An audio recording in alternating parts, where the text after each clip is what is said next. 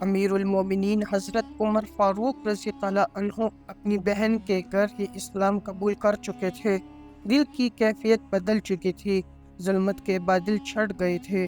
حضرت خباب بن الارت رضی اللہ عنہ جو کہ اس وقت گھر کے اندر ہی چھپے ہوئے تھے، جب انہوں نے دیکھا کہ عمر فاروق رضی اللہ عنہ کی زبان پر کلمہ شہادت جاری ہو چکا ہے، تو آپ باہر نکلے اور حضرت عمر سے عرض کیا، اے عمر، اللہ تعالیٰ کی قسم، میں نے کل ہی حضور صلی اللہ علیہ وآلہ وسلم کو یہ دعا فرماتے سنا تھا، یا الہی، عمر بن خطاب اور عمر بن ہشام دونوں میں سے ایک کے ذریعے دین اسلام کو تقویت پہنچا۔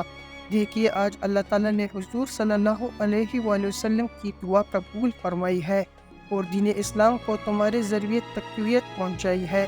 یہ سنتے ہی آپ رضی اللہ عنہ نرم پڑ گئے اور حضرت خباب سے کہنے لگے، مجھے اسی وقت رسول اللہ صلی اللہ علیہ وآلہ وسلم کی خدمت میں لے جاؤ۔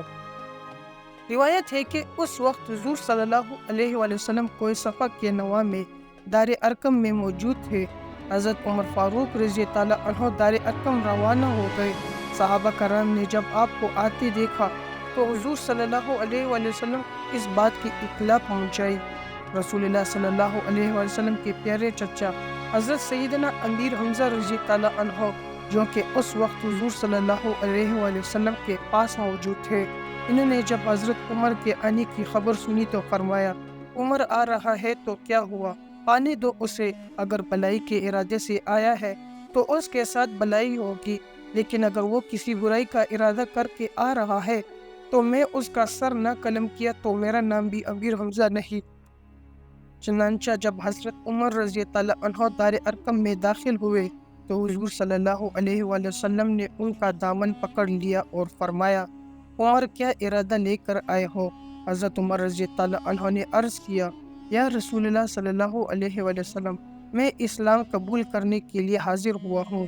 حضور صلی اللہ علیہ وآلہ وسلم نے حضرت عمر کی یہ بات سنتے ہی نعرہ تکبیر بلند کیا اور صحابہ کرام نے جواب میں اللہ اکبر کا نعرہ بلند کیا، جس سے کوہ صفا کی پہاڑیاں گونج اٹھی۔ روایت میں آتا ہے کہ حضرت عمر فاروق رضی اللہ عنہ نے اسلام قبول کرنے کے بعد حضور صلی اللہ علیہ وآلہ وسلم کی بارگاہ میں عرض کیا، یا رسول اللہ، ہمارا دین برحق ہے اور مشرکین باطل ہے، تو پھر ہم اپنے دین کو پوشیدہ رکھ کر کیوں عبادت کرتے ہیں؟ آپ مجھے اجازت دیجیے۔ رب کعبہ کی قسم، جس نے آپ صلی اللہ علیہ وآلہ وسلم کو حق کے ساتھ مبعوث فرمایا ہے، اسلام قبول کرنے سے پہلے میں خفیہ مجالس میں بھی اعلانیہ شرکت کرتا تھا۔ اب میں دین اسلام کی محافل کا بھی خوب چرچا کروں گا اور دیکھتا ہوں کس میں اتنی جرت ہے کہ وہ آپ صلی اللہ علیہ وآلہ وسلم اور صحابہ کرام کی طرف گندی نظر سے دیکھ سکے۔ حضور صلی اللہ علیہ وآلہ وسلم نے جواب دیا، جا، میں نے آپ کو اجازت دے دی۔ تو حضرت عمر فاروق رضی اللہ عنہ خانہ کعبہ تشریف لے گئے اور مشرکین مکہ کو مخاطب کرتے ہوئے فرمایا، جو مجھے جانتا ہے اسے خوب معلوم ہے اور جو مجھے نہیں جانتا اسے معلوم ہونا چاہیے کہ میں عمر بن خطاب نے اسلام قبول کر لیا اور رسول اللہ صلی اللہ علیہ وآلہ وسلم کی اطاعت اختیار کر لی ہے۔ میں تمہیں رسول اللہ صلی اللہ علیہ وآلہ وسلم کی اطاعت کی دعوت دیتا ہوں۔ اگر تم نے اس دعوت کو قبول کرنے میں سستی دکھائی تو جلد میری تلوار تمہاری گردنوں پر ہوگی۔ پھر آپ رضی اللہ عنہ نے خانہ کعبہ کا طواف کیا اور بلند آواز سے کلمہ طیبہ کا ورد جاری رکھا۔ حضرت عبداللہ ابن مسعود رضی اللہ عنہ سے مروی ہے، آپ فرماتے ہیں، جب حضرت عمر رضی اللہ عنہ نے اسلام قبول کیا تو اسلام کھل کر سامنے آ گیا، اس کی اعلانیہ دعوت دی جانے لگی۔ ہم نے خانہ کعبہ کے گرد حلقہ بنا کر بیٹھنا شروع کیا اور طواف کرنے لگے اور ظلم و زیادتی کرنے والوں سے سختی سے پیش آنا شروع کر دیا۔ ایک روز حضرت عمر فاروق رضی اللہ عنہ کے قبول اسلام کے بعد حضور صلی اللہ علیہ وآلہ وسلم ظہر کی نماز ادا کرنے کے لیے کعبہ شریف تشریف لے گئے تو آپ کے دائیں جانب حضرت ابو بکر صدیق، بائیں جانب حضرت حمزہ، سامنے سیدنا علی المرتضیٰ اور سب سے آگے حضرت عمر فاروق چل رہے تھے۔ حضور ان صحابہ کرام کے پہرے میں خانہ کعبہ پہنچے اور نماز ظہر ادا فرمائی۔ یہ دیکھ کر مشرکین مکہ آگ بگولا ہو گئے، مگر حضرت حمزہ اور حضرت عمر فاروق کے رعب و دبدبے کی وجہ سے وہ کچھ نہ کر سکے۔ علامہ جلال الدین سیوطی فرماتے ہیں، جب حضرت عمر فاروق رضی اللہ عنہ نے اسلام قبول کیا تو اپنے ماموں عمر بن ہشام یعنی ابو جہل کے گھر گئے اور دروازے پر دستک دی۔ اس نے پوچھا کون ہے؟ آپ رضی اللہ عنہ نے فرمایا میں عمر بن خطاب ہوں۔ ابو جہل نے دروازہ کھولا تو آپ نے اس سے کہا میں نے اسلام قبول کر لیا ہے۔ اس نے آپ پر اپنے گھر کا دروازہ بند کر کے کہنے لگا تم ایسا ہرگز نہ کرنا۔ آپ وہاں سے نکلے اور قریش کے ایک دوسرے سردار کے گھر گئے، اسے بھی اپنا اسلام قبول کرنے کے متعلق بتایا۔ اس نے بھی اپنے گھر کا دروازہ آپ پر بند کر کے کہنے لگا تم ایسے ہرگز نہ کرنا۔ آپ رضی اللہ عنہ نے اس سے کہا تم کیسے ہو؟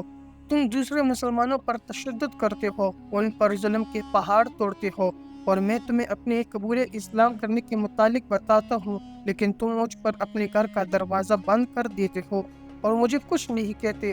وہ بولا تم کیا چاہتے ہو؟ کیا تمہارا مسلمان ہونا سب پر ظاہر ہو جائے؟ آپ نے فرمایا ہاں میں یہی چاہتا ہوں کہ لوگوں کو پتہ چل جائے کہ میں اسلام قبول کر چکا ہوں۔ وہ بولے پھر تم خانہ کعبہ کے صحن میں فلاں شخص کو بتاؤ کہ تم نے اسلام قبول کر لیا ہے۔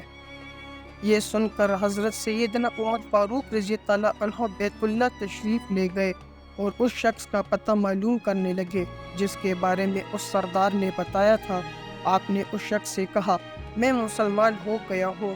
یہ سنتے ہی اس شخص نے اعلان کیا کہ عمر نے اسلام قبول کر لیا ہے۔ جیسے ہی اس شخص نے یہ اعلان کیا آپ پر چاروں طرف سے مشرکین مکہ نے حملہ کر دیا اور آپ کو مارنے لگے۔ اسی موقع پر آپ کا ماموں ابو جہل آیا اور اس نے لوگوں سے پوچھا کیا ماجرا ہے؟ لوگوں نے بتایا عمر نے اسلام قبول کر لیا ہے اور ہم اسے مار رہے ہیں۔ ابو جہل نے لوگوں کو آپ سے دور کیا اور کہنے لگا میں نے اسے اپنی پناہ دی ہے۔ مشرکین نے جب ابو جہل کی بات سنی تو آپ کو چھوڑ دیا۔ آپ نے فرمایا میں تجھے تیری پناہ واپس کرتا ہوں۔ آپ کی بات سن کر مشرکین مکہ ایک مرتبہ پھر آپ پر ٹوٹ پڑے اور مارنے لگے۔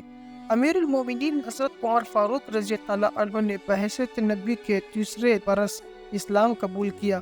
آپ سے قبل ایمان لانے والے مردوں کی تعداد 40 اور عورتوں کی تعداد 11 بتائی جاتی ہے، یعنی آپ سے پہلے 51 لوگ اسلام قبول کر چکے تھے۔ آپ کے قبول اسلام کے بعد دین اسلام دن رات ترقی کی منازل طے کرتا رہا اور لوگ حق جوگ در جوگ اسلام قبول کرتے چلے گئے۔ پیارے دوستو، حضرت عمر فاروق رضی اللہ عنہ کے دامن اسلام سے وابستہ ہونے کے بعد دین اسلام نے جو کامیابی سمیٹی ان کی مثال نہیں ملتی۔